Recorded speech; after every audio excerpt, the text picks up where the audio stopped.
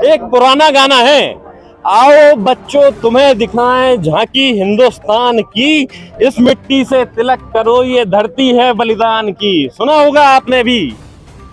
लेकिन बलिदान की क्या गाना बदल देना चाहिए, ये मिट्टी है धनवान की, क्या ये होना चाहिए? सवाल यही है, क्योंकि इन बच्चों की जो समस्या है वो कुछ ऐसी ही है। हम सबसे पहले अभिभावकों से पूछते हैं क्या समस्या है। ये जिला कलेक्ट्रेट कार्यालय है, तो आइए जरा विस्तार से पूरी कहानी बताइए। सर हमारा इसलिए आए हैं हम कि हमारे बच्चे मतलब जब छोटा बेटा है कार्तिक, तो वो परीक्षा देने गया था, तो स्कूल से सर ने उसको बाहर निकाल दिया। बोले तुम्हारे पैसे नहीं आएंगे जब तक हम तुम्हें नहीं पढ़ाएंगे, और ना बोले तो परीक्षा में बैठने देंगे हम। तो बच्चों को बाहर निकाल दिया। जब से मतलब शिकायत करने यहाँ पे आए, हम कई बार आ चुके यहाँ पे, कई और 181 भी लगा दी, और हमारे ब्लॉक पे वहाँ भी शिकायत की हमने कई बार, लेकिन कोई निराकरण नहीं हुआ है अभी तक। तो बच्चे अभी फिर भी स्कूल गए तो फिर से उन्होंने मतलब पर्सनल नंबर पर और ग्रुप पर भी डाल रहा है, उल्टी सीधी दिक्कत डाल रहा है। हम जब आप मतलब आप इतने बेशरम क्यों हो, जब आपके बच्चों को नहीं पढ़ाना चाहते फिर क्यों आप बच्चों छोड़ने आ रहे हो बार बार? आप इतने बेशरम क्यों हैं, ये कहा स्कूल प्रशासन ने। मैं सही कह रहा हूँ ना? हाँ सही है। बहुत ही गलत बात है, ये तो शर्मनाक बात है। इस पर तो सरकार को संज्ञान लेना चाहिए और कलेक्टर साहब को भी संज्ञान लेना चाहिए। सरकार कहती है कि ये जो बच्चे हैं वो भांजे भांजियां हैं और ये बहनें हैं। अब बहनें और भांजे भांजियों का अगर ये हाल होगा प्रदेश में तो फिर कैसे काम चलेगा भाई? समस्या विकट है। आप बताएंगे कैसी समस्या है? जी सर, मैं ब्रजेश कुमार लोधी सिरसा से। मेरे 2 बालक पढ़ते हैं रेनबो पब्लिक हाई स्कूल में, जबकि एक बालक को वार्षिक परीक्षा से वंचित कर दिया गया।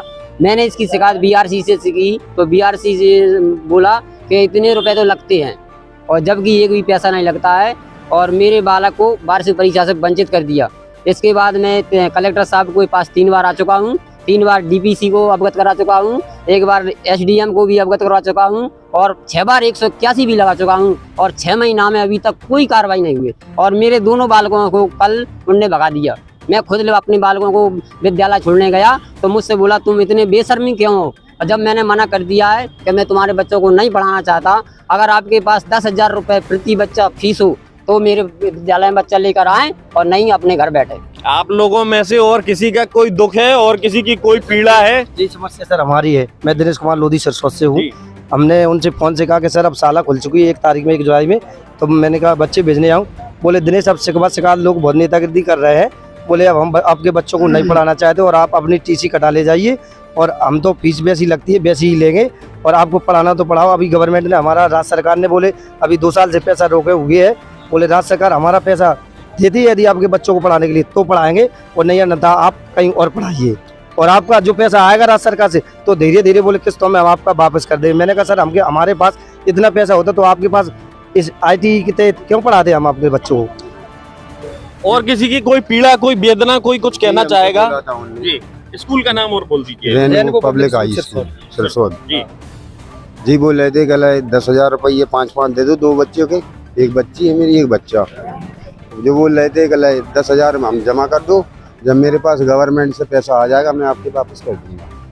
तो देख लीजिए आप मुख्यमंत्री जी, ये राइट टू एजुकेशन के जरिए जिन बच्चों को आप पढ़ाना चाहते हैं उनका सच्चा हाल है, सीधा हाल है, सीधी तस्वीरें हैं। आप तक अगर पहुंच जाएं तो देख लीजिएगा, आप तक नहीं पहुंचेंगी तो आपके जो समर्थक जो आपके जिंदाबाद के नारे लगाते हैं ना, उन तक तो पहुंची जाएंगी। उनसे भी मैं निवेदन करूंगा कि ये तस्वीर अपने आला जो जिम्मेदार लोग हैं, संगठन के हैं चाहे सरकार के हैं, उन तक पहुंचाएं। उन्हें बताएं कि बच्चों का क्या हाल है। ये मासूम बच्चे हैं, अभी इन्होंने पढ़ना लिखना भी नहीं सीखा, और बड़ी उम्मीद है इन्हें, ये पढ़ना लिखना चाहते हैं ताकि अपने पैरों पर खड़े हो सके। किसी के सामने इन मासूम बच्चों को हाथ ना फैलाना पड़े इस तरह से।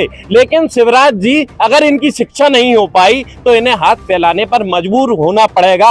आप भांजे भांजिया कहते हैं, आप भले ही भांजे भांजिया मत कहिए, आप मत कहिए इन्हें बहनाएं, लेकिन निवेदन आपसे यही है कि इनकी सुध लीजिए, इनका संज्ञान लीजिए, इन्हें शिक्षा, स्वास्थ्य जैसी प्राथमिक आवश्यकताएं मुहैया कराइए। निवेदन यही है। सौरभ दुबे, शिवपुरी।